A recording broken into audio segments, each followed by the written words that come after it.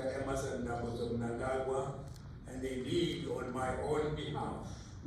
It is a unique honor and privilege to address this august house on the occasion of the 12th Annual Conference of Speakers of African National and Regional Parliaments. I'm most grateful for the warm welcome extended to me and my delegation.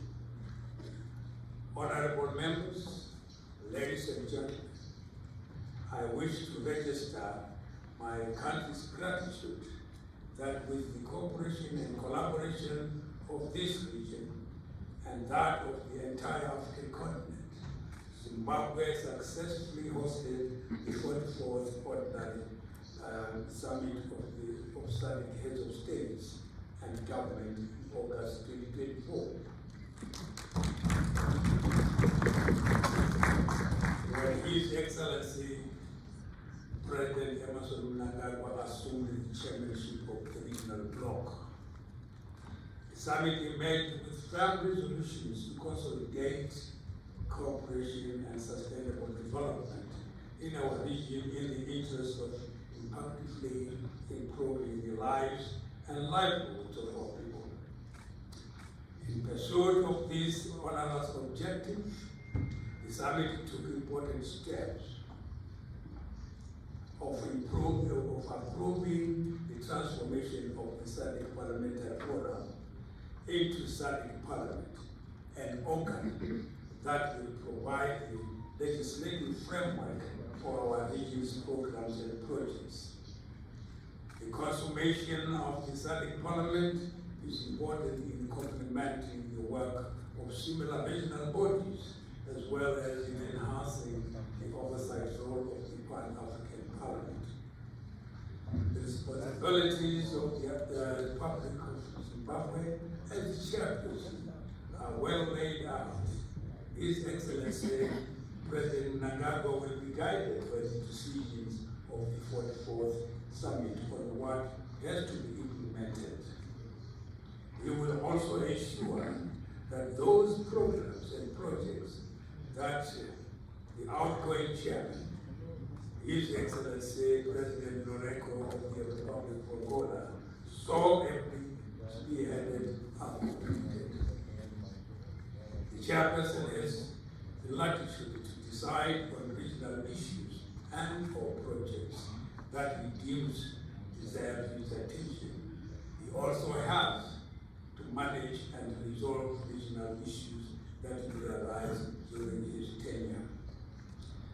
Honorable members, ladies and gentlemen, this conference is being convened under the African Union theme for the year 2024, befittingly entitled, and I quote, "Educate an African Fit for the 21st century, building resilience education systems for increased access to inclusive long life, quality, and relevant learning in Africa," unquote.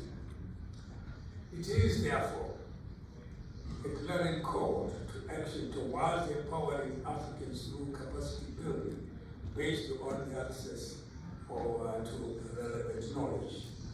We therefore need a paradigm shift in our education systems to expedite the holistic development of Africa, underpinned by research, innovation, science, and technology.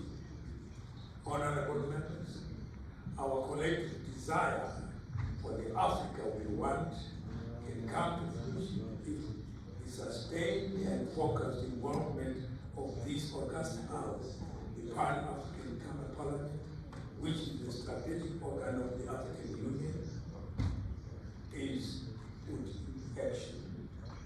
We fondly recall that our founding fathers recognized the political relevance of this parliament as critical in promoting the full participation of our people in the development and integration of the African continent.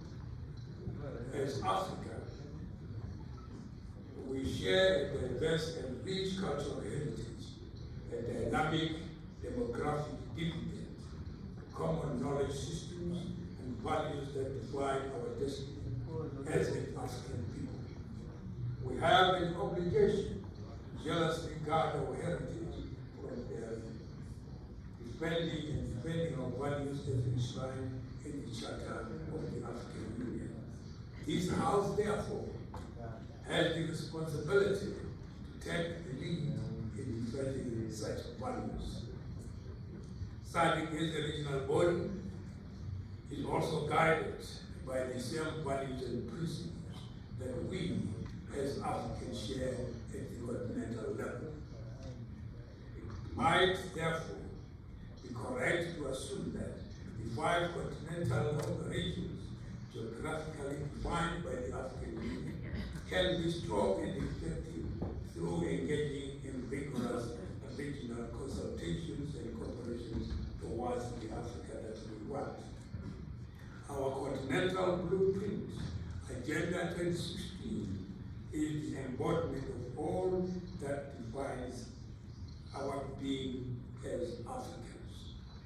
This Parliament is charged with the critical role of debating the implementation of the African Continental Free Trade Area.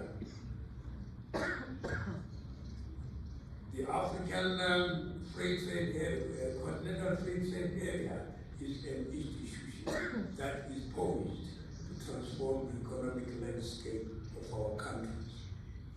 May you, the leaders of our parliament, provide the guidance to eradicate poverty and initiate such policies as to spur the development of our countries in a comprehensive manner. Our people deserve that and much more. Honorable members,